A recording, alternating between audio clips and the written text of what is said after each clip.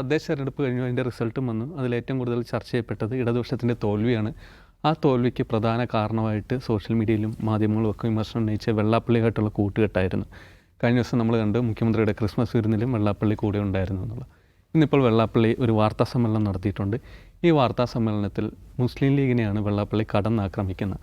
മുസ്ലിം league ഒരു മലപ്പുറത്തെ ഒരു പാർട്ടി മാത്രമാണെന്നും അവർ മസിൽ പവർ, മണി പവർ ഇതൊക്കെ വെച്ചിട്ടാണ് കാര്യങ്ങൾ ഡീൽ ചെയ്യുന്നതെന്നും അതുകൂടാതെ അവകാശങ്ങൾ കൂടുതലായിട്ട് നേടിയെന്നും ഈഴവ സമുദായത്തെ മൊത്തത്തിൽ അവഗണിക്കുന്ന ഒരു സമീപനം UDF സർക്കാരിൻ്റെ കാലത്തുണ്ടായി എന്നടക്കം വെള്ളാപ്പള്ളി ആരോപിക്കുന്നുണ്ട്.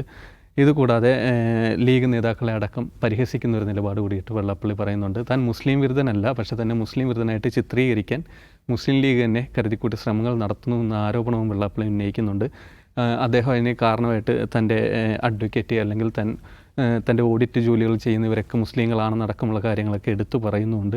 ഇതോടൊപ്പം തന്നെ വെള്ളാപ്പള്ളി വേറെ 2 കാര്യങ്ങൾ കൂടിയിട്ട് പറയുന്നുണ്ട്. ഒന്ന് BDJS ഈ NDA ആയിട്ടുള്ള കഴിഞ്ഞ 10 വർഷത്തെ സഹകരണത്തിനിടയിൽ അവർക്കൊരു മെച്ചം ഉണ്ടായിട്ടില്ല എന്ന് പറയുന്നുണ്ട്. മറ്റൊന്ന് തിരുവനന്തപുരം മുൻ മേയറായിരുന്ന ആര്യയെക്കുറിച്ചിട്ടാണ്. ആര്യയെക്കുറിച്ച് പറയുന്ന കാര്യം എന്താണെന്ന് വെച്ചാൽ ആര്യയ്ക്ക് വേണ്ടത്ര പക്വതയില്ലായിരുന്നു. അവരൊരു ജനങ്ങളോടുള്ള സമീപനം ഭയങ്കര പ്രശ്നം നിറഞ്ഞായിരുന്നു. അങ്ങനെ ഒരു പെരുമാറ്റമല്ലായിരുന്നു വേണ്ടായിരുന്നു. അതുകൊണ്ടാണ് തിരുവനന്തപുരത്തെ ഭരണം നഷ്ടമായത് എന്നടക്കമുള്ള വിമർശനങ്ങൾ കൂടിയിട്ട് വെള്ളാപ്പള്ളി പറയുന്നുണ്ട്. മൊത്തത്തിൽ വെള്ളാപ്പള്ളിയുടെ ഇന്നത്തെ ഒരു ടാർഗറ്റ് മുസ്ലിം ലീഗായിരുന്നു. ഇതിലേക്കാണ് നമ്മൾ ആദ്യം ദാവൂദ് സാർ ഇന്നത്തെ വാർത്താ സമ്മേളനം കണ്ടപ്പോഴത്തേക്ക് വെള്ളാപ്പള്ളി വേറൊരു പ്രൊപ്പഗാണ്ട സെറ്റ് ചെയ്യുകയാണോ എന്ന് തോന്നിയിരുന്നു. കാരണം നമുക്കറിയാം, ഇതിനു മുമ്പ് വെള്ളാപ്പള്ളി മലപ്പുറത്തടക്കം വന്നിട്ട് മുസ്ലിം സമുദായത്തിനെതിരെ നടത്തിയിരുന്ന വിദ്വേഷ പരാമർശങ്ങൾ അറിയാം. ഈ തെരഞ്ഞെടുപ്പിൽ മുസ്ലിം ലീഗിൻ്റെ സ്ട്രൈക്ക് റേറ്ററിയല്ല അവരൊരു വലിയ വിജയവും മുന്നിലുണ്ട്. കഴിഞ്ഞ ദിവസം വെള്ളാപ്പള്ളി മുഖ്യമന്ത്രിയുടെ കൂടെ ഉണ്ടായിരുന്നു. ഇന്നിപ്പോൾ തെരഞ്ഞെടുപ്പ് കഴിഞ്ഞതിന് ശേഷം 5-ാം ദിവസം 6-ാം ദിവസമാണ് റിസൾട്ട് വന്നതിന് ശേഷം വെള്ളാപ്പള്ളിയുടെ വാർത്താ സമ്മേളനം വരുന്നു. അതിൻ്റെ മൊത്തം ടാർഗറ്റ് മുസ്ലിം ലീഗ് മാത്രമായിട്ട് മാറുന്നു. എങ്ങനെയാണ് അതിനെ കാണുന്നത്? അല്ല സികേഷ്, മൊത്തം ടാർഗറ്റ് മുസ്ലിം ലീഗ് മാത്രമാണെന്ന് പറയാൻ പറ്റില്ല. മലപ്പുറത്തുകാരെ കുറിച്ച് അദ്ദേഹം പറയുന്നുണ്ട്. മലപ്പുറത്തുകാർ ഭയങ്കര അഹങ്കാരികളാണ്, ഭയങ്കര ധാർഷ്ട്യമാണ്. അവർക്ക് ഇഷ്ടം പോലെ പണമുണ്ട്, സ്വദേശ പണമുണ്ട്, വിദേശ പണമുണ്ട്. അപ്പോൾ മുസ്ലിം ലീഗ് മാത്രമല്ല അദ്ദേഹത്തിൻ്റെ ഉന്നം എന്ന് പറയുന്നത്. എന്നോർത്തിട്ട് ഞാൻ പറഞ്ഞതെല്ലാം പറഞ്ഞതു തന്നെ, പറഞ്ഞതിലൊരു മാറ്റവുമില്ല എന്ന് അദ്ദേഹം പറയുന്നുണ്ട്. അപ്പോൾ ആക്ച്വലി ഈ വിഷയം ഇതിപ്പോൾ ചർച്ച ചെയ്യപ്പെടുന്നത് എന്തുകൊണ്ടാണ്? ഇടതുപക്ഷത്തിന് തെരഞ്ഞെടുപ്പിൽ അപ്രതീക്ഷിതമായിട്ടുള്ള പരാജയം സംഭവിക്കുന്നു. ആ പരാജയത്തിലെ പല ഘടകങ്ങളിൽ പ്രധാനപ്പെട്ട ഒരു ഘടകം വെള്ളാപ്പള്ളി നടേശൻ നടത്തിക്കൊണ്ടിരിക്കുന്ന വിദ്വേഷ പ്രസ്താവനകൾക്ക് സർക്കാർ നൽകുന്ന പിന്തുണയാണ്. വെള്ളാപ്പള്ളി നടേശൻ വിദ്വേഷ പ്രസ്താവന നടത്തുന്നു എന്നുള്ളതല്ല. ഇങ്ങനെ നിരന്തരം വിദ്വേഷ പ്രസ്താവന നടത്തിക്കൊണ്ടിരിക്കുന്ന ഒരാൾ, അദ്ദേഹം എന്താണ്, ഒരു സർക്കാർ സമിതിയുടെ അധ്യക്ഷനാണ്. ഈ പറയുന്ന വിഷപ്രവാഹം നടത്തിക്കൊണ്ടിരിക്കുമ്പോഴും ഇങ്ങനൊരു ഔദ്യോഗികമായ ഒരു സർക്കാർ സമിതിയുടെ, അതിൻ്റെ പേരാണ് ഏറ്റവും ഭയങ്കര വിറ്റ്, നവോത്ഥാന സമിതി എന്ന് പറയുന്ന ഒരു ഓക്സിമോറനാണ് ശരിക്കത്. നവോത്ഥാന സമിതി എന്ന് പറയുന്ന ഒരു സമിതിയുടെ, ഒരു സർക്കാർ സമിതിയുടെ അധ്യക്ഷനാണ് ഈ നിമിഷവും അദ്ദേഹം. ഈ മനുഷ്യനെ മുഖ്യമന്ത്രി നിരന്തരം പുകഴ്ത്തിക്കൊണ്ടിരിക്കുന്നു. ഈ മനുഷ്യനെ മുഖ്യമന്ത്രി സ്വന്തം കാറിൽ കയറ്റിക്കൊണ്ടുപോകുന്നു. അതേക്കുറിച്ച് അദ്ദേഹത്തിൻ്റെ പ്രതികരണം എന്താ? അദ്ദേഹത്തിൻ്റെ കയ്യിൽ ഗാരേജിലുള്ള കാറിൻ്റെ എണ്ണ പറയുന്നത്. ബെൻസ് കാർ, മുഖ്യമന്ത്രിയുടെ കയ്യിലുള്ളതിനേക്കാൾ മികച്ച കാർ എനിക്കുണ്ട്. ബെൻസ് കാർ ഇന്ത്യയിൽ ആദ്യമായിട്ട് ഇറങ്ങിയപ്പോൾ മേടിച്ചത് ഞാനാണ്. ഓരോ കാറും ഓടിയ കിലോമീറ്ററുകളുടെ എണ്ണവും കാറിൻ്റെ സ്പെസിഫിക്കേഷൻസൊക്കെയാണ് പറയുന്നത്. ഇപ്പോൾ ഇത് ഏതാണ്ട് സമാനമായ കാര്യം കഴിഞ്ഞ ദിവസം മന്ത്രി സജി ചെറിയാനും പറയുന്നുണ്ട്. അത് അവിടെ കയറ്റായിരുന്നു, ഒരു പ്രായമുള്ള ആളല്ലേ, അദ്ദേഹത്തെ കാറിൽ കയറ്റിയ ഭയങ്കര കുഴപ്പമാണോ? വെള്ളാപ്പള്ളി നടേശൻ എന്ന് പറയുന്ന മനുഷ്യൻ പിണറായി വിജയൻ എന്ന് പറയുന്ന ഒരാളുടെ കാറിൽ കയറിയതല്ല പ്രശ്നം. നാട്ടിൽ വിദ്വേഷ പ്രസ്താവന നടത്തിക്കൊണ്ടിരിക്കുന്ന ഒരാൾ എന്ന് പറഞ്ഞാൽ ഒരു ക്രിമിനൽ ഒഫൻസ് ചെയ്തുകൊണ്ടിരിക്കുന്ന ഒരാൾ, മറ്റൊരു ഭാഷയിൽ പറഞ്ഞാൽ ഇവിടെയുള്ള വളരെ വലിയൊരു സമുദായത്തെ നിരന്തരം അവഹേളിച്ചു കൊണ്ടിരിക്കുന്ന ഒരാളെ സംസ്ഥാനത്തിൻ്റെ മുഖ്യമന്ത്രി പിന്തുണയ്ക്കുന്നു. ആക്ച്വലി മുഖ്യമന്ത്രിയുടെ ഉത്തരവാദിത്വം എന്താണ്? ഇദ്ദേഹത്തിനെതിരെ കേസെടുക്കുക എന്നുള്ളതാണ്. കാരണം അദ്ദേഹം വിദ്വേഷ പ്രസ്താവനയാണ് നടത്തിക്കൊണ്ടിരിക്കുന്നത്. കേസെടുക്കണം എന്ന കാര്യം പോകട്ടെ, അത് ശരിയല്ല, ഇദ്ദേഹം ചെയ്തുകൊണ്ടിരിക്കുന്ന കാര്യം ശരിയല്ല എന്ന് പറയുന്നുമില്ല. ഇദ്ദേഹത്തിൻ്റെ നാവിൽ സരസ്വതി വിളയാടുകയാണ്. ഇദ്ദേഹം മഹാനാണ് എന്ന് നിരന്തരം പുകഴ്ത്ത് പാട്ടുകൾ കൊണ്ട് പൊതിഞ്ഞുകൊണ്ടിരിക്കുക. ഈ മനുഷ്യനെ തൻ്റെ ഔദ്യോഗിക കാറിൽ കയറ്റിയിരുത്തുക, ഇത് നൽകുന്ന സന്ദേശം എന്താണ്? പിണറായി വിജയൻ ഇതിൽ കുറ്റവാളി നടേശൻ, വെള്ളാപ്പള്ളി നടേശൻ മാത്രമല്ല, അല്ലെങ്കിൽ വെള്ളാപ്പള്ളി നടേശൻ വിദ്വേഷ പ്രസ്താവന നടത്തി എന്നുള്ളതല്ല ഇലക്ഷനിൽ പ്രതിഫലിച്ചത്. അങ്ങനെ നടത്തിക്കൊണ്ടിരിക്കുന്ന ഒരാൾക്ക് സ്റ്റേറ്റ് എൻഡോഴ്സ്മെൻറ്റ്, മുഖ്യമന്ത്രിയുടെ പിന്തുണയും പരിലാളനയും നിരന്തരം ലഭിച്ചുകൊണ്ടിരിക്കുന്നു എന്നുള്ളതാണ്. അത് ഞങ്ങളെ അവഹേളിക്കുകയാണ്. ഈ സമുദായത്തിൻ്റെ അഭിമാനത്തെ ചോദ്യം ചെയ്യുന്ന കാര്യമാണ് എന്ന് മുസ്ലിങ്ങൾ എല്ലാവരും വിചാരിക്കുന്നു. അതിലൊരു സംശയമില്ല. എങ്കിൽ അങ്ങനെ തന്നെ ആയിക്കോട്ടെ. ഇത് നിരന്തരം ആവർത്തിക്കുമ്പോഴും, നിരന്തരം പ്രതിഷേധം സമുദായ സംഘടനകളുടെ ഭാഗത്തുനിന്നുണ്ടാകുമ്പോഴും മുഖ്യമന്ത്രി ഇത് ആവർത്തിച്ചുകൊണ്ടേയിരിക്കുന്നു. ഈ തെരഞ്ഞെടുപ്പിന് ശേഷവും ക്രിസ്മസ് വിരുന്നിൽ മുഖ്യമന്ത്രിയുടെ ഏറ്റവും അടുത്ത് തന്നെയുണ്ട് ഈ പറയുന്ന വെള്ളാപ്പള്ളി നടേശൻ. അപ്പോൾ അത് ചൂണ്ടിക്കാണിക്കുമ്പോൾ എൻ്റെ അടുത്ത് അതിനേക്കാൾ നല്ല കാറുണ്ട്, ഞാൻ 84 ബെൻസ് കാർ മേടിച്ച ആളാണ്, ഇങ്ങനത്തെ വീമ്പ് പറച്ചിലല്ലല്ലോ വേണ്ടത്. അപ്പോൾ എന്താണ് ഈ വെള്ളാപ്പള്ളി നടേശനുമായി ബന്ധപ്പെട്ട് ഉയർന്ന വിഷയം എന്താണ്? ഒരു സംഗതി അഡ്രസ്സ് ചെയ്യണമെങ്കിൽ എന്താണ് ആ വിഷയം എന്ന് മനസ്സിലാക്കേണ്ടത്. അത് പ്രാഥമികമായി സജി ചെറിയാനും ഈ പറയുന്ന വെള്ളാപ്പള്ളിക്ക് മനസ്സിലായിട്ടില്ലെന്നാണ് എനിക്ക് തോന്നുന്നത്. ഇന്ന് അദ്ദേഹം വീണ്ടും നിലമ്പൂരിൽ നടത്തിയ പ്രസംഗത്തിലെ ചില ഭാഗങ്ങൾ അദ്ദേഹം ആവർത്തിക്കുന്നുണ്ട്. എന്ന് വെച്ചാൽ മലപ്പുറത്ത് ഒരു കുടിപ്പള്ളിക്കൂടം പോലും ഈഴവർക്കില്ല. അതുണ്ടോ ഇല്ലയോ എന്നുള്ളത് വസ്തുത വേറെ പരിശോധിക്കണം. മലപ്പുറത്ത് വിദ്യാഭ്യാസ സ്ഥാപനങ്ങളില്ല എന്നുള്ളതാണ് അദ്ദേഹത്തിൻ്റെ പരാതിയെങ്കിൽ അതിന് ഉത്തരവാദി ആരാണ്? സർക്കാരാണ്. അതിനെങ്ങനെയാണ് മലപ്പുറത്തുകാർ അതിന് ഉത്തരവാദിയാവുന്നത്? അല്ലെങ്കിൽ മുസ്ലിങ്ങൾ എങ്ങനെയാണ് അതിന് ഉത്തരവാദിയാവുന്നത്? നമുക്ക് കഴിഞ്ഞ 10 കൊല്ലമായി കേരളം ഭരിച്ചുകൊണ്ടിരിക്കുന്ന ഇദ്ദേഹത്തിൻ്റെ ഏറ്റവും പ്രിയപ്പെട്ട നേതാവ് പിണറായി വിജയനാണ്. അദ്ദേഹത്തിനൊരു നിവേദനം, ഒരു മെമ്മോറാണ്ടം എഴുതി കൊടുത്താൽ പോരെ, ഞങ്ങൾക്ക് പള്ളിക്കൂടം ഇല്ല, മലപ്പുറത്ത് പള്ളിക്കൂടം ഇല്ല, ഒരു പള്ളിക്കൂടം അനുവദിച്ചു വരുമെന്ന് പറഞ്ഞിട്ട് ഒരു നിവേദനം എഴുതി കൊടുത്താൽ പോരെ. എന്നിട്ട് അങ്ങനെ നിവേദനം എഴുതി കൊടുത്തിട്ട് പിണറായി വിജയൻ കൊടുത്തില്ല എന്നാണെങ്കിൽ അത് പിണറായി വിജയനെതിരെയല്ലേ അദ്ദേഹം സംസാരിക്കേണ്ടത്? മലപ്പുറത്ത് വിദ്യാഭ്യാസ സ്ഥാപനം മലപ്പുറത്തുകാരുടെ പണിയാണോ SNDPക്ക് വിദ്യാഭ്യാസ സ്ഥാപനം ഉണ്ടാക്കി കൊടുക്കുക എന്നുള്ളത്? അത് ഗവൺമെൻറ് ഉത്തരവാദിത്തമാണ്. ഇനി ഇത്രയും കാലമുള്ള ഒരു ഗവൺമെൻറ് അത് ചെയ്തില്ല എന്നാണെങ്കിൽ കഴിഞ്ഞ 10 വർഷമായി ഈ പ്രിയപ്പെട്ട പിണറായി ആണല്ലോ ഭരിച്ചുകൊണ്ടിരിക്കുന്നത്, അദ്ദേഹത്തോട് പറഞ്ഞാൽ പോരെ. അപ്പോൾ അതിന് മലപ്പുറത്തുകാർ ചീത്ത പറയാം. മലപ്പുറത്തുകാർ അഹങ്കാരികളാണ്, ധാർഷ്ട്യക്കാരാണ്. എന്നിട്ട് അദ്ദേഹം ഒരു യൂണിയൻ നേതാവിൻ്റെ, അവരുടെ SNDP യൂണിയൻ ഒരു നേതാവ്, ഒരു ദാസൻ എന്ന് പറഞ്ഞ ഒരാളുടെ അനുഭവം പറയുന്നു. ദാസൻ തിയേറ്റർ നടത്തുകയായിരുന്നു, അത് പൊളിഞ്ഞു പോയോ എന്തോ സംഭവിച്ചു. പിന്നെ അത് ബാറ് നടത്താൻ തുടങ്ങി. അപ്പോൾ ബാറ് നടത്താൻ തുടങ്ങി എന്താണ് സംഭവിച്ചത് അദ്ദേഹം കൃത്യമായിട്ട് പറയുന്നില്ല. കപ്പം കൊടുത്താണ് കഴിയുന്നതെന്ന് പറയുന്നുണ്ട്. ഇപ്പം എന്താണ് അദ്ദേഹം തിയേറ്റർ നടത്തി ലാഭത്തിലാകാത്തതാണോ, ബാറ് നടത്തി ലാഭത്തിലാകാത്തതാണോ? പക്ഷേ ഇത് നോക്കൂ, മലപ്പുറത്ത് തിയേറ്റർ നടത്തിയിട്ട് ലാഭത്തിലായില്ലെങ്കിൽ മലപ്പുറത്തുകാരല്ലോ കുഴപ്പം. ഏത് നാട്ടിലും ഏത് ബിസിനസ്സും നടത്തിയാൽ ചിലപ്പം ലാഭത്തിലാവും, ചിലപ്പോൾ നഷ്ടത്തിലാവും. മലപ്പുറത്ത് ബാറ് നടത്തിയിട്ട് ലാഭത്തിലാകാതിരിക്കാനുള്ള സാധ്യത നല്ലതുപോലെയുണ്ട്. അതിന് മലപ്പുറത്ത് പഴിച്ചിട്ട് എന്താ കാര്യം? അദ്ദേഹം നല്ല മന്തിക്കട തുടങ്ങിക്കോട്ടെ, നല്ല തിരൂര് ബെവറേജ് സമ്മതിക്കില്ല, കുഴിമന്തിയും ചിക്കൻ ബിരിയാണിയുടെയും കട തുടങ്ങാൻ പറയാം ഈ പറയുന്ന യൂണിയൻ നേതാവിനോട്, SNDP യൂണിയൻ നേതാവിനോട്. നല്ല ലാഭം കിട്ടുമായിരിക്കും. ഇനി എന്തുമായിട്ട് മലപ്പുറത്ത് ഇദ്ദേഹത്തിൻ്റെ ഒരു യൂണിയൻ നേതാവ്, താലൂക്ക് യൂണിയൻ നേതാവ് കച്ചവടം തുടങ്ങിയിട്ട് ലാഭം കിട്ടിയില്ലെങ്കിൽ അതിന് മലപ്പുറത്തുകാരെ ചീത്ത പറഞ്ഞാൽ എന്ത് കാര്യമുള്ളത്? എത്ര കച്ചവടക്കാർ അങ്ങനെ ഉണ്ടാവും ലാഭം കിട്ടാതെ പോകുന്ന, അല്ലെങ്കിൽ കച്ചവടം പൊട്ടിപ്പോകുന്ന എത്ര കച്ചവടക്കാരുണ്ടാവും? വളരെ കേരള ചരിത്രത്തിലെ ഏറ്റവും എന്താ പറയുക, ഒരു ഭയങ്കരമായ ലെഗസിയുള്ളൊരു പ്രസ്ഥാനത്തിൻ്റെ നേതൃസ്ഥാനത്ത് നിന്നുകൊണ്ട് ഒരു മനുഷ്യൻ എന്തൊക്കെയാണ് പുലമ്പിക്കൊണ്ടിരിക്കുന്നത്? ഇതെങ്ങനെയാണ് കേരളീയ സമൂഹത്തെ ബാധിക്കാൻ പോകുന്നത് അദ്ദേഹം മനസ്സിലാക്കുന്നത്? ഓക്കെ, അദ്ദേഹം മനസ്സിലാക്കുന്നില്ലെങ്കിൽ പോട്ടെ, ഉത്തരവാദപ്പെട്ടൊരു ഭരണകൂടം ഇവിടെ ഉണ്ടല്ലോ, അവരെന്തു ചെയ്യുമെന്നുള്ളതാണ്.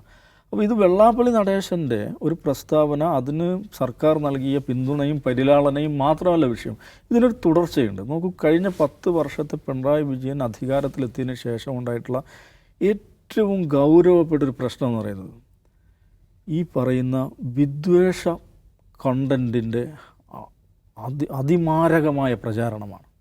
വലിയ തോതിലുള്ള സാമൂഹിക വിഭജനം സൃഷ്ടിക്കാൻ വേണ്ടിയിട്ടുള്ള ആസൂത്രിതമായ പദ്ധതികൾ, ആ നിലക്കുള്ള വിദ്വേഷ പ്രസ്താവനകൾ, ഡസൻ കണക്കിന് ഹെയ്റ്റ് ട്യൂബ് ചാനലുകൾ, ഓൺലൈൻ മാധ്യമങ്ങൾ, ഇതെല്ലാം തുടങ്ങി ഇതിൻ്റെ വലിയ തോതിലുള്ള പ്രസരണം നടക്കുകയായിരുന്നു. വിദ്വേഷത്തിൻ്റെ വലിയ തോതിലുള്ള പ്രസരണം നടന്നുകൊണ്ടിരിക്കുകയാണ്. ഇതിനെതിരെ എന്തെങ്കിലും നിലക്കുള്ളൊരു സമീപനം സർക്കാർ സ്വീകരിച്ചില്ല. KR ഇന്ദിര എന്ന് പറഞ്ഞിട്ട് ഒരു ആകാശവാണിയിലെ ജീവനക്കാരി ഉണ്ടായിരുന്നു. അവർ ഉത്തരവാദിത്തപ്പെട്ട സ്ഥാനത്തിരിക്കുന്ന ഒരാളാണ്. അവർ പറയുന്നത് മുസ്ലിം സ്ത്രീകൾ പന്നികൾ പെറുന്നത് പോലെ പെറ്റുകൂട്ടുകയാണ്, പൈപ്പ് വെള്ളത്തിൽ മരുന്ന് കലർത്തിയിട്ട് ഈ പരിപാടി അവസാനിപ്പിക്കണമെന്ന് എഴുതി. സുവമോട്ടോ സ്വമേധയാ പോലീസ് കേസെടുക്കേണ്ടതാണ്. പോലീസ് കേസെടുക്കുന്നില്ല. കൊടുങ്ങല്ലൂരിലെ ഒരു സാമൂഹ്യ പ്രവർത്തകൻ വിപിൻ ദാസ് എന്ന് പറഞ്ഞ സാമൂഹ്യ പ്രവർത്തകൻ പരാതി കൊടുക്കുന്നു പോലീസ് സ്റ്റേഷനിൽ. ഒരു നടപടിയില്ല. പരാതി കൊടുത്തതിന് ശേഷം നിരന്തരം ഫോളോ അപ്പ് ചെയ്യുന്നു. ഒരു നടപടിയില്ല. അവസാനം വിപിൻ ദാസ് പറയുന്നൊരു കാര്യമുണ്ട്. ഈ പരാതി കൊടുത്തു, അതിനുശേഷം ഫോളോ അപ്പ് നടത്തിക്കൊണ്ട് ഇദ്ദേഹത്തിൻ്റെ ജീവിതത്തിൽ ഉണ്ടാകുന്ന പ്രശ്നം എന്താണെന്ന് വെച്ചാൽ നിരന്തരം ഇൻ്റലിജൻസ് ബ്യൂറോയുടെ സ്പെഷ്യൽ ബ്രാഞ്ചിൻ്റെയും ഭാഗത്തുള്ള നിരന്തര അന്വേഷണങ്ങൾ, തീവ്രവാദ സംഘടനകളുമായിട്ട് ബന്ധമുണ്ടോ, വേറെ ഏതെങ്കിലും സംഗതികളുമായിട്ട് ബന്ധമുണ്ടോ, എന്തൊക്കെയാണ് ആക്ടിവിറ്റീസ്, ഈ മനുഷ്യനെ ഫോളോ ചെയ്തുകൊണ്ടിരിക്കുകയാണ്. ആരെ? ഇന്ദിരയല്ല, ഈ പരാതി കൊടുത്ത വിപിൻ ദാസ് എന്ന് പറഞ്ഞ സാമൂഹ്യ പ്രവർത്തനം ഫോളോ ചെയ്യുകയാണ് ചെയ്യുന്നത്. ഇത് നടന്നുകൊണ്ടിരിക്കുക, ഈ പരാതിയും അതിലുള്ള ഫോളോ അപ്പ് നടന്നുകൊണ്ടിരിക്കുക, ഇവർ ഈ നിലക്കുള്ള വിദ്വേഷ പ്രസ്ഥാനം തുടർന്നുകൊണ്ട് ഹിന്ദുക്കൾ നാമജപം നടത്തിയിരുന്നാൽ പോരാ, വെട്ടാൻ പഠിക്കണം എന്ന് പരസ്യമായിട്ട് പറയുകയാണ്. അപ്പോൾ ഈ നിലക്കുള്ള വേറൊരുത്തൻ ഹാദിയെ പച്ചക്ക് ബലാത്സംഗം ചെയ്യണമെന്ന് എഴുതിയ ഒരുത്തനെ പിടിച്ചിട്ട് നവോത്ഥാന സമിതിയുടെ ജോയിൻറ്റ് കൺവീനറാക്കി. അത് വിമർശിക്കപ്പെട്ടപ്പോൾ ഇവരുടെ പ്രധാനപ്പെട്ടൊരു നേതാവ് പറഞ്ഞത്, വളാഞ്ചേരി എന്നുള്ള നേതാവ് പറഞ്ഞത് ഖലീഫ ഉമറാണെന്നാണ്. ഇങ്ങനെ വിദ്വേഷ പ്രചാരകരെ പൊതിഞ്ഞു വെക്കുക, അവരെ സംരക്ഷിക്കുക, ഇത് സർക്കാർ ഒരു സമീപനമായി സ്വീകരിച്ചു. നേരെ മറുവശത്ത് എന്താ സംഭവിക്കുന്നത്? നോക്കൂ, ഫലസ്തീനിലെ കൂട്ടക്കൊലയ്ക്ക് അതിൽ കോംപ്ലിസിറ്റാണ് എന്ന് ആരോപിക്കപ്പെടുന്ന സ്റ്റാർബക്സ് അത് ബഹിഷ്കരിക്കണമെന്ന് കോഴിക്കോട് പോസ്റ്റർ ഒട്ടിച്ച വിദ്യാർത്ഥികൾക്കെതിരെ വർഗീയ സ്പർദ്ധ ഉണ്ടാക്കി എന്ന് പറഞ്ഞിട്ട് കേസെടുത്തു. എന്ത് മടയത്തരാന്ന് ആലോചിച്ച് നോക്കൂ. സ്റ്റാർബക്സ് എന്ന് പറയുന്നത് എന്തെങ്കിലും മതവുമായി ബന്ധപ്പെട്ടാണ്? അതൊരു MNC ആണ്, ഒരു അന്താരാഷ്ട്ര ഗ്ലോബൽ നെറ്റ്വർക്കാണ്. അത് ബഹിഷ്കരിക്കണം എന്ന് പറഞ്ഞിട്ട് പോസ്റ്റർ ഒട്ടിച്ച വിദ്യാർത്ഥികൾക്കെതിരെ വിദ്വേഷ പ്രചാരണത്തിന് കേസെടുക്കുക, മതവർഗീയത പ്രചരിപ്പിച്ചു പറഞ്ഞിട്ട് നോൺ ബെയിലബിൾ ആയിട്ടുള്ള ഒഫൻസ് ചേർത്തിട്ട് കേസെടുക്കുക. ഇത് വ്യാപകമായി നടന്നു. ഇത് ഫലസ്തീൻ സമരകാലത്ത് ഈ ഫലസ്തീൻ പ്രക്ഷോഭവുമായി ബന്ധപ്പെട്ട് കേരളത്തിൽ വ്യാപകമായി കേസെടുക്കുന്നുണ്ട്. സമാനമായ സംഗതിയായിരുന്നു CA പ്രക്ഷോഭകാലത്ത്. CAക്കെതിരെ മുഖ്യമന്ത്രിയുടെ പ്രസ്താവനകൾ BGM ഇട്ട് കൊടുക്കും. പക്ഷേ ആ പ്രക്ഷോഭത്തിൽ പങ്കെടുത്തവർക്കെതിരെ വ്യാപകമായി കേസെടുത്തു. കാസർഗോഡ് മുതൽ തിരുവനന്തപുരം വരെ വ്യാപകമായി കേസെടുക്കുന്നു. മഹല്ല് കമ്മിറ്റി ഭാരവാഹികൾക്കെതിരെ, വിദ്യാർത്ഥി സംഘടന, യുവജന സംഘടന, മുസ്ലിം വിദ്യാർത്ഥി സംഘടന, യുവജന സംഘടനാ ഭാരവാഹികൾക്കെതിരെ വ്യാപകമായി കേസെടുക്കുന്നു. എല്ലാവർക്കും എതിരെയുള്ള കേസെന്താണ്? വർഗീയത, മതസ്പർദ്ധ, വിദ്വേഷം പരത്തൽ. പക്ഷേ യഥാർത്ഥത്തിൽ വിദ്വേഷം പരത്തിക്കൊണ്ടിരിക്കുന്ന ആളുകൾ അവരെ സംരക്ഷിക്കുന്നു, അവരെ പൊതിഞ്ഞു വെക്കുന്നു, അവരെ പരിലാളിക്കുന്നു, അവരെ സ്റ്റേറ്റ് കാറിൽ കൊണ്ട് നടക്കുന്നു. ഇതാണ് കോർ ഇഷ്യൂ എന്ന് പറയുന്നത്. അല്ലാതെ വെള്ളാപ്പള്ളി എന്തോ പറഞ്ഞോ ഇല്ലയോ എന്നുള്ളതല്ല. സർക്കാരിൻ്റെ സമീപനം എന്താണ്?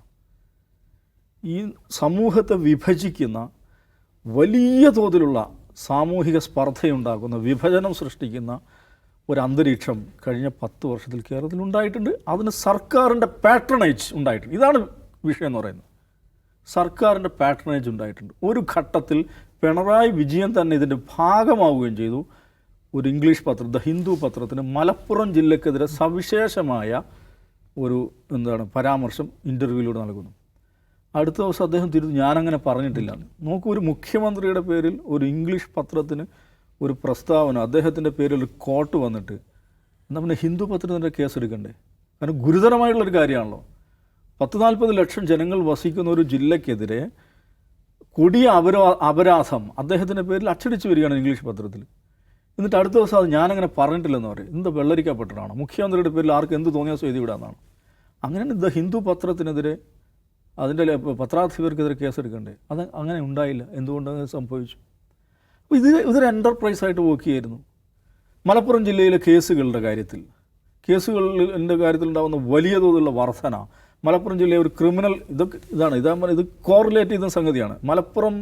മലപ്പുറത്തെ കേന്ദ്രഭരണ പ്രദേശമാക്കി മാറ്റണം എന്ന് പറയുന്ന ട്വിറ്റർ സ്പേസിലുള്ള പല കണ്ടൻറ്റുകളും ഉത്തരേന്ത്യയിൽ വരുന്ന കാലത്ത് തന്നെയാണ് മലപ്പുറം ഒരു ക്രിമിനൽ ക്യാപിറ്റലായി മാറുന്ന സ്വഭാവത്തിൽ കേസുകളുടെ എണ്ണം വർദ്ധിക്കുന്നു. അത് വിമർശനത്തിന് വിധേയമാകുമ്പോഴാണ് മുഖ്യമന്ത്രി തന്നെ മലപ്പുറത്തെ കുറ്റപ്പെടുത്തിക്കൊണ്ട്, മലപ്പുറത്തെ സ്വർണ്ണ ഇടപാടിനെക്കുറിച്ച് കള്ളക്കണക്കുകൾ പറഞ്ഞുകൊണ്ട്, ശരിയല്ലാത്ത കണക്കുകൾ പറഞ്ഞുകൊണ്ട് മുഖ്യമന്ത്രിയുടെ തന്നെ ഇൻ്റർവ്യൂ വരിക.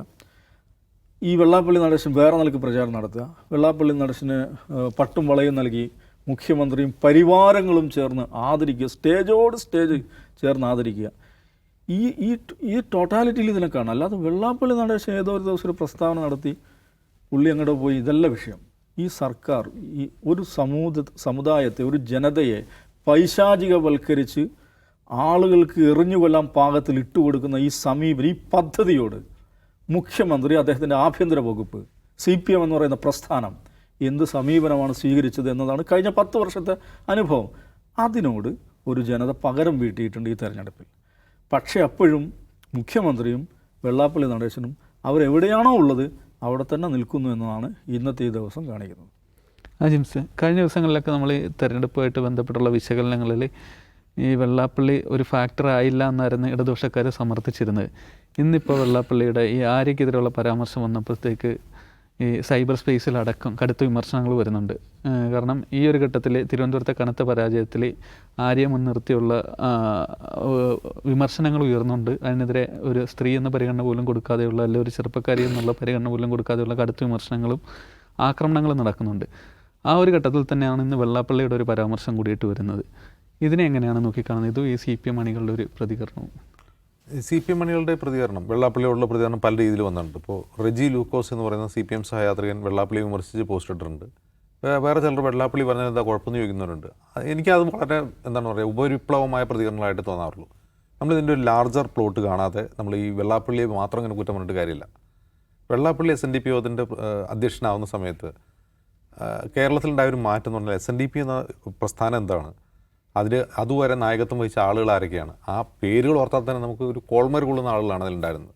ഇപ്പോൾ വെള്ളാപ്പള്ളി അതിലേക്ക് വരുമ്പോൾ വെള്ളാപ്പള്ളി അധിക്ഷേപിക്കുന്നതാണ്. അദ്ദേഹം കള്ള് കച്ചവടക്കാരനാണ്, കാശ് കൊടുത്ത് ഈ സ്ഥാനം നേടിയതാണ്, അയാൾ SNDP യോഗത്തെ കീഴടക്കിയാണെന്നുള്ള വിമർശനമാണ് ഉയർന്നത്. അത് ഒരു പരിധി വരെ ശരിയുമാണ്. അത് പിന്നീട് അദ്ദേഹത്തിൻ്റെ പ്രവർത്തനം കണ്ടാൽ അറിയാം. അദ്ദേഹം അല്ലാതെ വേറെ ആരും തിരഞ്ഞെടുക്കപ്പെടുന്നില്ല. അദ്ദേഹം അതൊരു കുടുംബ സ്വത്ത് പോലെ കൊണ്ടുവന്ന് നടക്കുകയാണ്. പക്ഷേ വെള്ളാപ്പള്ളി നടേശൻ SNDP യോഗത്തിൻ്റെ അധ്യക്ഷനായത് ആദ്യം സെൻസ് ചെയ്തത് RSS ആണ്. നമ്മൾ മനസ്സിലാക്കണം. RSS സെൻസ് ചെയ്യുക മാത്രമല്ല, വാജ്പേയി സർക്കാരിൻ്റെ കാലത്ത് വെള്ളാപ്പള്ളി നടേശൻ്റെ എസ്റ്റാബ്ലിഷ്മെൻറ്റ്സിലെല്ലായിടത്തും CBI റെയ്ഡ് നടന്നു. ഒരു 10-25 വർഷം മുമ്പാണത്. അപ്പോൾ ആ CBI റെയ്ഡ് നടന്നതിന് ശേഷം അപ്പോൾ വെള്ളാപ്പള്ളി നടേശൻ ആദ്യം ഈ SNDP യോഗത്തിൻ്റെ നേതൃസ്ഥാനത്ത് വരുമ്പോൾ കുറേ കൂടി അസേർട്ടീവായിട്ടുള്ള ഈഴവ പൊളിറ്റിക്സ് പറയുന്ന ഒരു നേതാവായിട്ടാണ് അദ്ദേഹം സ്വയം തന്നെ അദ്ദേഹത്തെ ഷോക്കേസ് ചെയ്യുന്നത്. എന്ന് മാത്രമല്ല, അതിശക്തമായി നമ്മുടെ സംസ്ഥാനത്തെ സവർണ മേധാവിത്വത്തിനെതിരെ ശക്തമായി സംസാരിച്ച ആളാണ് വെള്ളാപ്പള്ളി. പക്ഷേ ഈ റെയ്ഡിന് ശേഷം വെള്ളാപ്പള്ളിയുടെ ടോൺ മെല്ലെ തിരിയാൻ തുടങ്ങി. അത് കുറേ കൂടി കമ്മ്യൂണലാവാൻ തുടങ്ങി. ഇന്നല്ല അദ്ദേഹം തുടങ്ങിയത്. പിണറായി വിജയൻ അധികാരത്തിൽ വന്നതിന് ശേഷമല്ല വെള്ളാപ്പള്ളി വർഗീയത പറയാൻ തുടങ്ങിയത്. വെള്ളാപ്പള്ളി നടേശൻ വർഗീയത മാത്രമാണ് പറയുന്നത് വെച്ചാൽ അങ്ങനെയുമല്ല. വെള്ളാപ്പള്ളി നടേശൻ ഈഴവ പൊളിറ്റിക്സ്, പ്രത്യേകിച്ച് OBC രാഷ്ട്രീയം ശക്തമായി പറഞ്ഞിട്ടുള്ള ആളാണ്, ഇപ്പോഴും പറഞ്ഞുകൊണ്ടിരിക്കുന്ന ഒരാളാണ്. അദ്ദേഹം ഇതുകൂടി പറയുന്നുണ്ട്, വർഗീയത കൂടി പറയുന്നു എന്നുള്ള ആ പ്രശ്നം. അപ്പോൾ അദ്ദേഹം വർഗീയത പറയാൻ തുടങ്ങുന്നത് 2000 ആണ്ടിൻ്റെ തുടക്കം, ആ സമയം മുതലാണ്. ഈ പറയുന്ന റെയ്ഡ് നടന്നതിന് ശേഷമാണ് വർഗീയത പറയാൻ തുടങ്ങുന്നത്. പക്ഷേ വെള്ളാപ്പള്ളി നടേശൻ എന്ന സമുദായ നേതാവ് RSS രാഷ്ട്രീയത്തിൻ്റെ കയ്യിൽ ഒരു കരുവായി മാറുന്നത് ലവ് ജിഹാദ് വരുന്നതിന് ശേഷമാണ്. ആ ലവ് ജിഹാദ് യഥാർത്ഥത്തിൽ RSSൻ്റെ ഏറ്റവും വിജയകരമായ കേരള പ്ലോട്ടുകളിലൊന്നാണ്. അതിൻ്റെ പ്രധാനപ്പെട്ട കാരണം അത് 2 ലക്ഷ്യങ്ങളാണെന്നുണ്ടായിരുന്നു. ഒന്ന്, മുസ്ലിം സമുദായത്തെയും ക്രിസ്ത്യൻ സമുദായത്തെയും തമ്മിൽ തെറ്റിക്കുക. കാരണം ന്യൂനപക്ഷം സ്പ്ലിറ്റായാൽ മാത്രമേ കേരളത്തിൽ BJPക്കോ RSSന് എന്തെങ്കിലും സാധ്യതയുള്ളൂ എന്ന് അവർ തിരിച്ചറിഞ്ഞുകൊണ്ട് ചെയ്ത ഒരു കാര്യമാണ്. 2, ഈഴവ സമുദായത്തെ RSSലേക്ക് ആകർഷിക്കുക. ഈ 2 ലക്ഷ്യങ്ങൾ അതിനുണ്ടായിരുന്നു ലവ് ജിഹാദിന്. ആ 2 ലക്ഷ്യങ്ങൾ ഏറെക്കുറെ വിജയകരമായി പൂർത്തിയാക്കാൻ RSS കഴിഞ്ഞു. ഒന്ന്, ക്രിസ്ത്യൻ മുസ്ലിം സ്പ്ലിറ്റ് ഉണ്ടാക്കാനുള്ള ശ്രമം നമ്മൾ അടുത്ത സമീപകാലത്ത് കണ്ടതാണ്. അതും ലവ് ജിഹാദ് എന്ന് പറയുന്ന RSS പ്രയോഗം ക്രൈസ്തവ സഭാ മേലധ്യക്ഷന്മാരെ ഏറ്റെടുത്തു. അതിപ്പോൾ കോടതിയിൽ പോലെ തർക്കങ്ങളായിക്കൊണ്ടിരിക്കുകയാണ്. RSS ഉണ്ടോ ഇല്ലയോ ഉള്ളതെന്നല്ല, അത്തരം പ്രമേയങ്ങൾ പോലും ഒരു സിനിമയുടെ പ്രമേയമായാൽ പോലും കോടതി കയറുന്ന ഹാലിൻ്റെ സിനിമയുടെ അവസ്ഥ നമുക്കറിയാം. അത് ക്രിസ്ത്യൻ മുസ്ലിം സ്പ്ലിറ്റിൽ ആ ലവ് ജിഹാദ് പ്രചാരണം വലിയ തോതിൽ പങ്കുവച്ചിട്ടുണ്ട്. മറ്റൊന്ന്, ഈഴവ കമ്മ്യൂണിറ്റിയിൽ ഉണ്ടാക്കിയ മാറ്റങ്ങൾ. ഈഴവ കമ്മ്യൂണിറ്റിയിൽ ഏറ്റവും കൂടുതൽ മുസ്ലിം വെറുപ്പ് സൃഷ്ടിക്കാൻ ലവ് ജിഹാദ് പ്രചാരണം കാരണമായിട്ടുണ്ട്. അപ്പോൾ ഈ സ്പ്ലിറ്റ് ഉണ്ടായി തുടങ്ങുന്ന സമയത്താണ് RSS പുതിയൊരു നീക്കം തുടങ്ങുന്നത്. അതിൻ്റെ ഈ ഒരു പ്രചാരണത്തെ നേട്ടം മെറ്റീരിയലൈസ് ചെയ്യാൻ വേണ്ടിയിട്ടാണ് BDJS എന്ന പാർട്ടി രൂപീകരിക്കുന്നത്. അപ്പോൾ BDJS എന്ന പാർട്ടി രൂപീകരണവും RSS അജണ്ടയാണ്. അത് വെള്ളാപ്പള്ളി നടേശൻ ഒരിക്കൽ ഉറങ്ങിയിരുന്നപ്പോൾ എന്നാൽ ഇനി ഈഴവരി CPMനോ LDFനോ വോട്ട് ചെയ്യേണ്ട, കുറച്ച് BJPക്ക് കൊടുക്കാം, അങ്ങനെ ഒരു വിലപേശലാമോ എന്നുള്ള ധാരണയിലോ അങ്ങനെ ഒരു ധാരണയിൽ ചെയ്ത കാര്യമേ അല്ല. അതും ഒരു RSS പ്രോജക്റ്റാണ്. അതിൻ്റെ കാരണം അതിന് നേതൃത്വം വഹിച്ചത് പ്രതീഷ് വിശ്വനാഥൻ എന്ന്. ഈ പ്രതീഷ് വിശ്വനാഥനെ പറ്റി ആൾ പറയുമ്പോൾ അയാൾ ഏതോ ഒരു ഫ്രിഞ്ച് എലമെൻ്റല്ലെന്ന്. ഫ്രിഞ്ച് എലമെൻ്റേ അല്ല, പ്രധാനമന്ത്രി നരേന്ദ്രമോദിയുമായും അമിത്ഷായുമായും പ്രവീൺ തൊഗാഡയുമായും വ്യക്തിബന്ധമുള്ള ഒരാളാണ് അദ്ദേഹം. അപ്പോൾ സമാന്തരമായി സമാന്തരമായി BJP നേതൃത്വത്തെ സ്പർശിക്കാതെ RSS സമാന്തരമായി തന്നെ BDJS രൂപീകരിക്കുന്നു. മറുവശത്ത് CK ജാനുവിനെ കൊണ്ട് അവിടെ മറ്റൊരു ആദിവാസി പാർട്ടി രൂപീകരിക്കുന്നു. ഇത് രണ്ടും ഒരേ സമയം നടന്നതാണ്. ഇതിന് കാർമ്മികത്വം വഹിച്ചത് പ്രതീഷ് വിശ്വനാഥനാണ്. ഈ പ്രതീഷ് വിശ്വനാഥനെതിരെ കേസെടുക്കണമെന്നാണ് ഇവിടെ സൈബർ കമ്മികൾ ആവശ്യപ്പെടുന്നത്. അപ്പോൾ ആണ് പോലീസ് പറയുന്നത് നോട്ട് ഇൻ കേരള എന്ന മറുപടി പറയുന്നത്. നമ്മൾ മനസ്സിലാക്കണം, പ്രതീഷ് വിശ്വനാഥൻ എന്ന RSSകാരൻ്റെ ഭരണത്തിലെയും കേന്ദ്ര ഭരണത്തിലെയും സംസ്ഥാന പോലീസിനുമുള്ള സ്വാധീനമാണ്, വെറുതെ അല്ല, സ്വാധീനമാണ് അത് വ്യക്തമാകുന്നത്. അതുകൊണ്ടാണ് അവർ നോട്ട് ഇൻ കേരള എന്ന് പറയുന്നത്. പ്രതീക്ഷ നാളെ ആളെടുത്ത് വീശാലും പോലീസ് കേസെടുക്കില്ല. ഇതാണ് അതിൻ്റെ കാരണം. അപ്പോൾ അങ്ങനെ ഇരിക്കെ ഈഴവ വോട്ടുകൾ അടർത്തിയെടുത്ത് NDAയിലേക്ക് കൊണ്ടുപോകുക എന്ന RSS പ്രൊജക്റ്റ് അതും ഒരു പരിധിവരെ വിജയിച്ചുകൊണ്ടിരിക്കുകയാണ്. കഴിഞ്ഞ ലോക്സഭാ തെരഞ്ഞെടുപ്പ് കാണിക്കുന്നത് അതാണ്. ആറ്റിങ്ങലിലും ആലപ്പുഴയിലും നമ്മൾ കാണുന്നത് ഈ 2006, 2007 മുതൽ തുടങ്ങിയിട്ടുള്ള RSSൻ്റെ ലാർജർ പ്ലോട്ടിൻ്റെ വിജയത്തിൻ്റെ ഒരു അവസാന ഘട്ടത്തിലേക്കാണ് നീങ്ങുന്നത്. അവസാന ഘട്ടം എന്ന് പറഞ്ഞുകൂടാ, നിർണായക ഘട്ടം. ഈ നിർണായക ഘട്ടം എന്ന് പറഞ്ഞാൽ ഇവിടെ CPM സെൻസ് ചെയ്യുന്നു, എന്ത്, ഞങ്ങളുടെ വോട്ട് പോകുന്നു. അതെന്തുകൊണ്ടാണ് എന്ന് തിരിച്ചറിയാൻ CPMന് കഴിയുന്നില്ല. അത് ലവ് ജിഹാദ് ക്യാമ്പയിൻ തുടങ്ങിയത് മുതൽ ഈഴവ സമുദായത്തിൽ ഉണ്ടായിട്ടുള്ള സ്പ്രെഡിൻ്റെ പ്രസാരണം. ഞാൻ വീണ്ടും പറയുന്നു, ഈഴവ കമ്മ്യൂണിറ്റി എന്ന് പറയുന്നത് കേരളത്തിലെ ഏറ്റവും സെക്യുലർ ആയിട്ടുള്ള കമ്മ്യൂണിറ്റിയാണ്. അവർക്കിടയിൽ ഹേറ്റ് പ്രചരിപ്പിച്ചാൽ കേരളത്തിൻ്റെ സെക്യുലർ ഫാബ്രിക്കിനെ കാര്യമായി ബാധിക്കുക തന്നെ ചെയ്യും. അത് തിരിച്ചറിഞ്ഞ RSS പ്രൊജക്റ്റ് കൊണ്ടുവരുന്നത്. CPM അപ്പോഴും മനസ്സിലാക്കുന്നത് എന്താണ്, മോദി വന്നതുകൊണ്ട് എന്ത് ചെയ്യുന്നു, ഈഴവർ NDAക്ക് വോട്ട് ചെയ്യാൻ തുടങ്ങിയെന്നാണ് അവരിപ്പോഴും വിചാരിക്കുന്നത്. മോദിയുടെ ഒരു പ്രഭാവം, അവർ 10 വർഷമായി ഭരണത്തിലിരിക്കുന്നു, അതുകൊണ്ട് എന്ത് ചെയ്യുന്നു, കുറച്ച് CPMന് വോട്ട് ചെയ്യുന്ന ആൾക്കാർ അങ്ങോട്ട് പോകുന്നു. അപ്പോൾ അത് തിരിച്ചു കൊണ്ടുവരണം. എങ്ങനെ തിരിച്ചു കൊണ്ടുവരും? അപ്പോൾ അവർ മോദി വന്നപ്പോൾ ഉണ്ടാവുന്ന ഒരു മുസ്ലിം ഹേറ്റിൻ്റെ പ്രചാരണം കൊണ്ട് ഈഴവർ എന്ത് ചെയ്യുന്നു, NDAക്ക് വോട്ട് ചെയ്യുന്നു. എന്നാൽ ഇനി അത് തിരിച്ചു കൊണ്ടുവരാൻ എന്ത് ചെയ്യണം, അതേ കഷായം കൊടുത്ത് തിരിച്ചു കൊണ്ടുവരിക ഈ വോട്ട് എന്നുള്ളതാണ് പിണറായി വിജയൻ എന്ന അല്പബുദ്ധിയായ രാഷ്ട്രീയ നേതാവ് ചെയ്തുകൊണ്ടിരിക്കുന്നത്. ഇത് അല്പബുദ്ധി എന്ന് പറയാൻ കാരണം എന്താണ് ഈ ലാർജർ പ്ലോട്ട് എന്ന് CPM നേതാക്കൾക്കോ പിണറായി വിജയനോ മനസ്സിലാവുന്നില്ല. ഇതെങ്ങനെയാണ് സംഭവിക്കുന്നത്, ഇതിൻ്റെ ഡൈനാമിക്സ് എങ്ങനെയാണെന്ന് അവർക്ക് ഇപ്പോഴും തിരിച്ചറിഞ്ഞിട്ടില്ല. എന്താണ് ലവ് ജിഹാദ് എന്നും എന്തിനു വേണ്ടി കൊണ്ടുവന്നതാണെന്നും അവർ മനസ്സിലാക്കിയിട്ടില്ല. പാർട്ടി സെക്രട്ടേറിയറ്റ് തിരിച്ചറിഞ്ഞിട്ടില്ല. അപ്പോൾ എങ്ങനെയാണോ ഈഴവർക്കിടയിൽ വെറുപ്പ് വിതച്ചുകൊണ്ട് ആ വോട്ടുകൾ NDAയിലേക്ക് കൊണ്ടുവന്ന് അതേ വെറുപ്പ് വിതച്ചത് തിരിച്ചു കൊണ്ടുവരാൻ ശ്രമിക്കുകയാണ്. അത് ശ്രമിച്ചത് വീണ്ടും തിരിച്ചടിയാവുന്ന കാഴ്ചയാണ് ഈ പഞ്ചായത്ത് തെരഞ്ഞെടുപ്പിലും കാണുന്നത്. അപ്പോൾ ഇതിലേറ്റവും രസകരമായൊരു കാര്യം, ഇത് പാർട്ടി എങ്ങനെ തിരിച്ചറിയുന്നു എന്ന് വെച്ച് കഴിഞ്ഞാൽ നമുക്കറിയാം, ഏത് പാർട്ടികൾക്കും ഏത് കമ്മ്യൂണിറ്റികൾക്കും ഏത് രാഷ്ട്രീയ മുന്നണികൾക്കും അവരുടേതായ ഒരു ഇൻ്റലക്ച്വൽ സംവിധാനം ഉണ്ടാവും, ഒരു ഇൻ്റലിജൻഷ്യ ഉണ്ടാവും. പാർട്ടി പ്രവർത്തനം വേറെ, ഇൻ്റലിജൻഷ്യ വേറെ. അപ്പോൾ ഈ ഇൻ്റലിജൻഷ്യ എന്ത് ചെയ്യും, ഇത്തരം പ്രവണതകളെ നേരത്തെ തിരിച്ചറിയും, അതേക്കുറിച്ച് അലേർട്ട് ചെയ്യും, സമൂഹത്തെയും പാർട്ടിയെയും രാഷ്ട്രീയ മുന്നണിയെയും അലേർട്ട് ചെയ്യുകയും ചെയ്യും. CPMൻ്റെ ഈ ഇൻ്റലിജൻഷ്യ ഇപ്പോൾ എവിടെയാണ്? അതൊരു പ്രധാനപ്പെട്ട ചോദ്യമാണ്. CPM നേരിടുന്ന ഏറ്റവും പ്രധാനപ്പെട്ട വെല്ലുവിളി എന്ന് പറയുന്നത് അവരുടെ ഇൻ്റലിജൻഷ്യ സൈലൻ്റായി എന്നുള്ളതാണ്. നമുക്കറിയാം, 25 വർഷം മുമ്പ് എടുക്കുക, പാർട്ടി സഹയാത്രികരായ, അത് പുകസായുടെ കൂടെയാണെങ്കിലും അല്ലാതെയൊക്കെ ആണെങ്കിലും പാർട്ടിയുടെ കൂടെ ബുദ്ധിജീവികളായ മനുഷ്യരുണ്ടായിരുന്നു. ഈ ബുദ്ധിജീവികളായ മനുഷ്യർ ഇത്തരം പ്രശ്നങ്ങളെ സെൻസ് ചെയ്യുകയും അതേക്കുറിച്ച് അലേർട്ട് ചെയ്യുകയും ചെയ്യുമായിരുന്നു. ഇന്ന് ഒരാളെ പറയാമോ നിങ്ങൾക്ക്? ആകെയുള്ളതാരാണ്? ഒരു സുനിൽ പിള്ളയുടെയാണ്. അദ്ദേഹം ചെയ്യുന്നത് എന്താണ്? അദ്ദേഹം ചെയ്യുന്നത് രാമായണ പ്രഭാഷണ പരമ്പരയായിട്ട് നടക്കണം. ഇപ്പോൾ അദ്ദേഹം സൈലൻ്റാണ്. PK പോക്കർ, KN ഫാഷിസത്തിനെതിരെ ഏറ്റവും കൂടുതൽ വിമർശനം ഉന്നയിച്ച ആളുകളാണ്. അവരൊക്കെ ഇന്ന് എവിടെയാണ്? PK പോക്കർ മാസ്റ്റർ ഒരു ആത്മകഥ ഇന്ന് അടുത്ത ദിവസം പ്രകാശനം ചെയ്യുന്നുണ്ട്. അദ്ദേഹം സൈലൻ്റ് ആവാനുള്ള കാരണം എന്താണ്? അപ്പോൾ ഫാഷിസത്തെക്കുറിച്ച്, കേരളത്തിൽ അതിൻ്റെ സ്വാധീനത്തെക്കുറിച്ച് പാർട്ടിയെ ഓർമ്മപ്പെടുത്താനുള്ള ബുദ്ധിജീവി സംവിധാനങ്ങളില്ല. പിന്നെയുള്ള ബുദ്ധിജീവികൾ എന്ന് പറഞ്ഞാൽ ഈ രാഷ്ട്രീയ നേതാക്കൾ തന്നെയാണ്. അവർ ഈ ബുദ്ധിജീവികൾ ആവശ്യത്തിലധികമുണ്ട്. ചതുരവടിവിൽ സംസാരിക്കുന്നു എന്നല്ലാതെ അവർ ഈ പ്രശ്നങ്ങളെപ്പറ്റി പരിഗണിക്കുന്നില്ല. അവർ ചതുരവടിവിൽ സംസാരിച്ച് ബുദ്ധിജീവി ആവാൻ ശ്രമിക്കുകയാണ്. അത് പാർട്ടിക്കോ പാർട്ടി ശരീരത്തിനോ പാർട്ടി അണികൾക്കോ കേരള സമൂഹത്തിനും പ്രത്യേകിച്ചോ അത് മനസ്സിലാവുന്നില്ല. നമ്മൾ അവിടെയാണ് എന്ത് ചെയ്യുന്നത്? വെള്ളാപ്പള്ളി നടേശൻ വർഗീയത പറഞ്ഞു, വെള്ളാപ്പള്ളി ആക്രമിച്ചിട്ട് കാര്യമില്ല, അദ്ദേഹം ഒരു കരു മാത്രമാണ്. വെള്ളാപ്പള്ളി നടേശൻ RSSൻ്റെ കയ്യിൽ ഏറ്റവും സ്ട്രൈക്ക് റേറ്റ് ഉള്ള ഒരു കാര്യമാണ്. സ്ട്രൈക്ക് റേറ്റ് കൂടുതൽ എന്ന് പറയാൻ കാരണം ഈഴവ സമുദായം പോലെ വലിയൊരു സമുദായത്തിൻ്റെ നേതാവായതുകൊണ്ടാണ്. അങ്ങനെ ഒരു കരു മാത്രമാണത്. നമ്മൾ ഈ ലാർജർ പ്ലോട്ട് കാണാതെ വെള്ളാപ്പള്ളി നടേശൻ വർഗീയത പറഞ്ഞ് കേസെടുത്തില്ല എന്നിട്ട് കാര്യമില്ല. ഇവിടെ കുറ്റവാളി എന്ന് പറയുന്നത് പാർട്ടിയാണ്. CPM ആണ് കുറ്റവാളിയാവുന്നത്. അതെ, വെള്ളാപ്പള്ളിയെ കൂടെ കൂട്ടുന്ന CPM കൂടിയിട്ട് തിരിച്ചറിയേണ്ടതാണ്. ഇന്ന് വെള്ളാപ്പള്ളി നടത്തിയ വാർത്താ സമ്മേളനത്തിൽ അദ്ദേഹം പറഞ്ഞൊരു കാര്യം, മതവിദ്വേഷത്തിൻ്റെ വിത്തുകൾ നിങ്ങൾ പാകരുത് എന്നാണ്. അദ്ദേഹം പറയുന്നത് എന്താണെന്ന്, അല്ലെങ്കിൽ മുൻപ് പറഞ്ഞത് എന്താണെന്ന് അദ്ദേഹം പോലും തിരിച്ചറിയുന്നില്ല എന്നാണ് നമ്മൾ മനസ്സിലാക്കേണ്ടത്.